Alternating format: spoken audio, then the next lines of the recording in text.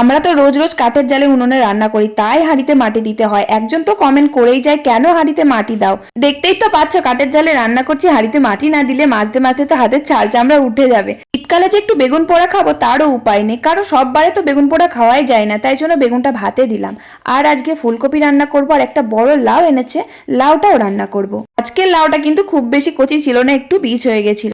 কয়েকটা বেগুন ভাজা করলাম। আর এই যে চারাপোনা মাছ এনেছে আজকে, এই মাছের থেকে চুনো মাছটা বেশি ভালো লাগে খেতে, তো এই মাছটা সর্ষে বাটা দিয়ে পেঁয়াজ দিয়ে ঝাল চচ্চড়ি করলাম। আর একটা মাছের মুড়োও ছিল, রুই মাছের মুড়ো, ওই রুই মাছের মুড়োটা দিয়ে আজকে লাউ রান্না করলাম। আর ফুলকপি খেলেই আমার গ্যাস অম্বল হয়, ফুলকপিটা একটু ভাপিয়ে জলটা ফেলে দিলাম, তা হলেও গ্যাস হয়। তো যাই হোক, ফুলকপিটা আলু দিয়ে একটু মাখো মাখো করে রান্না করলাম, ব্যাস রান্না কমপ্লিট। তারপর এই যে আমার গুবলুকে চান করিয়ে খাইয়ে দিয়ে আমি জামা কাপড়গুলো কেচে চান করে নিলাম। ওরে বাবারে কি ঠান্ডা, জল বাবা গো বাঁচা। আমি ভীষণ শীত কাতুরে চান করতে, আমার শীতকালে প্রচন্ড ভয় লাগে। আমার মতো আছো নাকি কেউ?